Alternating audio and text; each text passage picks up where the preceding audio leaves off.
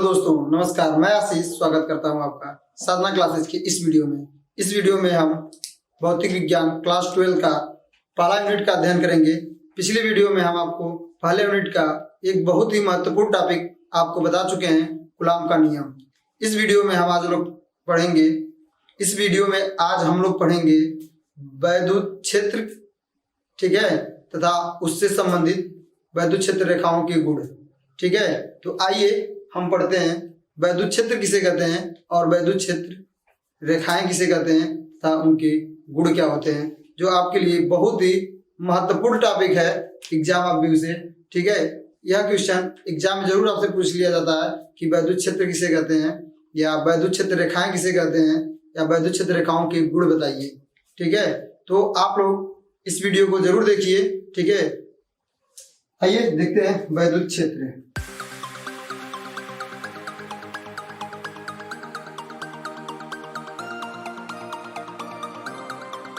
वैद्युत क्षेत्र किसी आवेश के चारों ओर का वह क्षेत्र,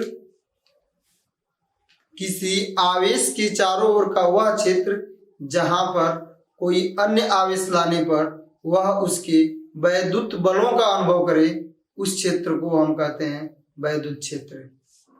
फिर से सुनिए डेफिनेशन एक बार। किसी आवेश के चारों ओर का वह क्षेत्र जहां पर कोई अन्य आवेश लाने पे आकर्षण अथवा प्रतिकर्षण या आप कह सकते हो कि वैद्युत बल का अनुभव करे, उस क्षेत्र को हम कहते हैं वैद्युत क्षेत्र। आइए यहाँ डायग्राम समझते हैं। मान लीजिए कोई आपके पास आवेश है, ठीक है, प्लस आवेश है, ठीक है। इसको हम कह लेते हैं स्रोत आवेश, स्रोत आवेश, ठीक है।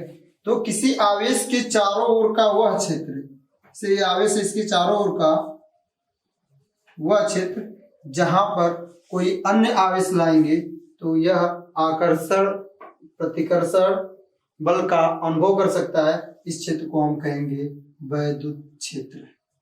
तो यहाँ देखिए हमने डिफिनेशन लिख दिए हैं। वैद्युत क्षेत्र किसे कहते हैं? किसी आवेश के चारों ओर का वह क्षेत्र जहां पर परीक्षण आवेश Q0 लाने पर वैद्युत बल का अनुभव करे, वैद्युत क्षेत्र कहलाता है, ठीक है। ये जो वैद्युत क्षेत्र है, यहाँ से मान लीजिए कोई परीक्षण आवेश लाके Q0 यहाँ पे रख दे रहे हैं, ठीक है, कुछ दूरी पे, तो इनके बीच एक बल लगेगा, उस बल का अनुभव करेगा, इस क्षेत्र को हम कहेंगे वैद्युत क्षेत्र, ठीक है।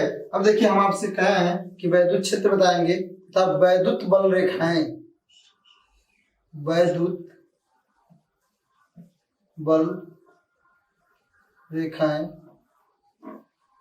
वह काल्पनिक रेखाएं, सुनिएगा ध्यान से, वह काल्पनिक रेखाएं जो वास्तविक वैद्युत क्षेत्र को प्रदर्शित करती हैं, वैद्युत बल रेखाएं कहलाती हैं, ठीक है। जैसे ये वैद्युत क्षेत्र है तो यहाँ पे काल्पनिक रेखाएं होंगी, ठीक है। तो वह काल्पनिक रेखाएं जो वास्तविक वैद्युत क्षेत्र को प्रदर्शित करेंगी, वैद्युत बल रेखाएं कहलाएंगी, वैद्युत बल रेखाएं, ठीक है। तो हम लिख देते हैं डेफिनेशन यहाँ पे,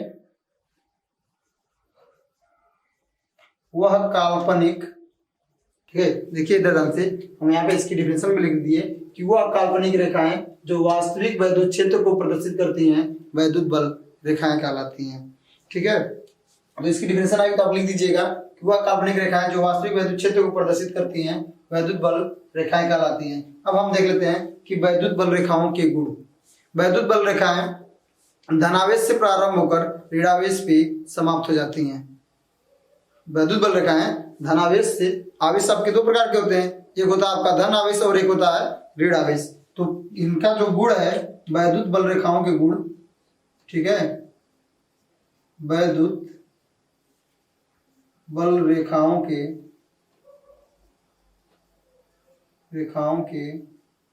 गुण, ठीक है। तो वैद्युत बल रेखाएं जो है प्लस आवेश से प्रारंभ होकर माइनस आवेश पे समाप्त हो जाती हैं, ठीक है।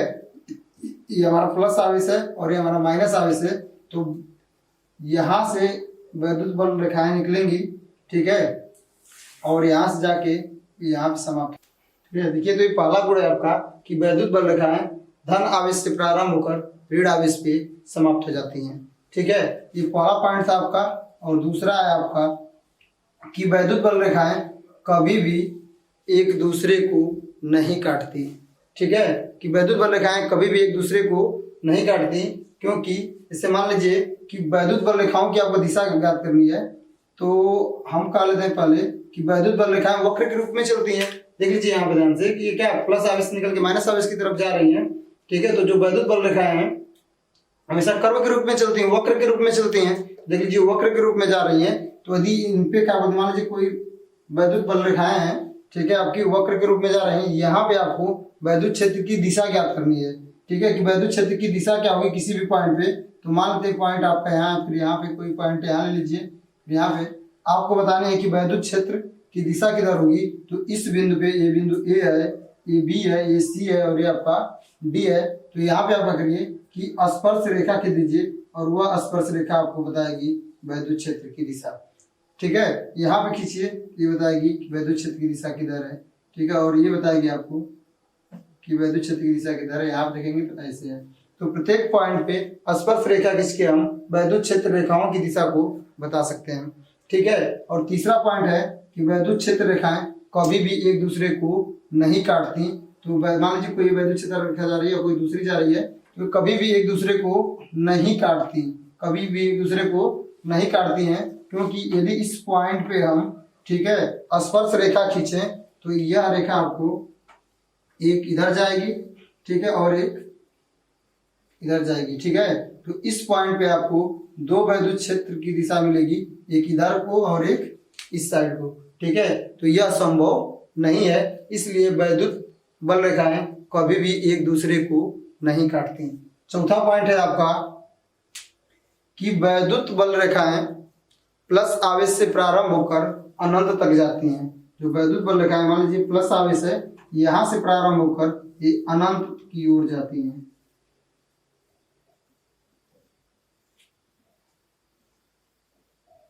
वैद्युत बल रेखाएं प्लस से आरंभ होकर अनंत की ओर जाती हैं। ठीक है, और माइनस आवेश के लिए यह अनंत से आती हुई प्रतीत होती है।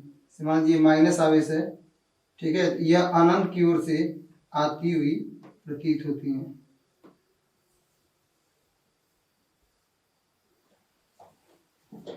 तो ये था आपका वैद्युत बल रेखाओं के गुण। ध्यान से फिर से सुन लीजिए कि वैद्युत बल रेखाओं का जो गुण है आपका, ठीक है, वैद्युत बल रेखाएं प्लस आवेश से निकलकर धनावेश पे समाप्त हो जाती हैं। वैद्युत बल रेखाएं वक्र के रूप में चलती हैं। ठीक है, यदि उस पे किसी भी पॉइंट पे आपको वैद्युत क्षेत्र की दिशा ज्ञात करनी है, तो किसी भी पॉइंट पे स्पर्श रेखा खींच दीजिए, वो आपको बताएगी वैद्युत क्षेत्र की दिशा। वैद्युत क्षेत्र रेखाएं कभी भी एक दूसरे को नहीं काटती, क्योंकि वैद्युत क्षेत्र रेखाएं कभी भी एक दूसरे को इसलिए नहीं काटेंगी कि अगर कट करेंगे जिस पॉइंट पे, उस पॉइंट पे वैद्युत क्षेत्र की दिशा देखी जाए तो आपको दो मिलेगी, जो अभी संभव नहीं है। ठीक है, और चौथा पॉइंट है आपका कि वैद्युत क्षेत्र रेखाएं प्लस आवेश से आरंभ होकर अनंत तक जाती हैं और माइनस आवेश के लिए अनंत से आती हुई प्रतीत होती हैं। ठीक है, और एक और पॉइंट आप देख लीजिए, पांचवा पॉइंट, कि वैद्युत क्षेत्र रेखाओं की सघनता वैद्युत क्षेत्र की तीव्रता को प्रदर्शित करती है। यदि कहीं पे वैद्युत क्षेत्र रेखाएं ज्यादा हैं और कहीं पे कम है, जैसे मान लीजिए कि यहाँ से आपका पॉइंट है आपका, ठीक है, ये वैद्युत क्षेत्र रेखाएं जा रही हैं, ठीक है, यहाँ से तमाम निकल रही हैं आपकी। ठीक है, तो यहाँ पे अगर हम देखें तो यहाँ पे वैद्युत क्षेत्र रेखाओं की संख्या ज्यादा है अपेक्षाकृत यहाँ के। ठीक है, यहाँ पे सेम एरिया है और यहाँ पे भी सेम एरिया लें। ठीक है, तो यहाँ पे जो वैद्युत क्षेत्र रेखा है वो कम है और यहाँ पे वैद्युत क्षेत्र रेखाएं ज्यादा हैं, तो वैद्युत क्षेत्र रेखाओं की सघनता वैद्युत क्षेत्र की तीव्रता को प्रदर्शित करेगी। ठीक है, तो जहाँ पे वैद्युत क्षेत्र रेखाएं ज्यादा होंगी वहां पे वैद्युत क्षेत्र की तीव्रता ज्यादा होगी। ठीक है, तो आइए इस टॉपिक को हम फिर से आपको रिवाइज करा देते हैं कि वैद्युत क्षेत्र किसे कहते हैं। वैद्युत क्षेत्र किसी आवेश के चारों ओर का वह क्षेत्र जहां पर कोई अन्य आवेश लाने पे या आकर्षण अथवा प्रतिकर्षण या वैद्युत बल का अनुभव करता है, उस क्षेत्र को हम वैद्युत क्षेत्र कहते हैं।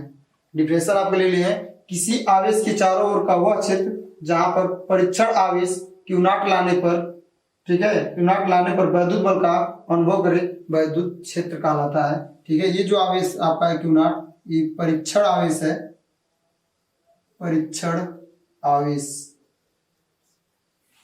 ठीक है, अब वैद्युत बल रेखाएं वह काल्पनिक रेखाएं जो वास्तविक वैद्युत क्षेत्र को प्रदर्शित करती हैं वैद्युत बल रेखाएं कहलाती हैं। ठीक है, वैद्युत बल रेखाएं के गुण, वैद्युत बल रेखाएं प्लस से प्रारंभ होकर माइनस पे समाप्त हो जाती हैं। और दूसरा है आपका कि वैद्युत बल रेखाएं वक्र के रूप में चलती हैं। तीसरा है वैद्युत बल रेखाएं कभी भी एक दूसरे को नहीं काटती। और चौथा है कि वैद्युत बल रेखाएं प्लस से आरंभ होकर अनंत की ओर जाती हैं और माइनस आवेश के लिए अनंत से आती हुई प्रतीत होती हैं।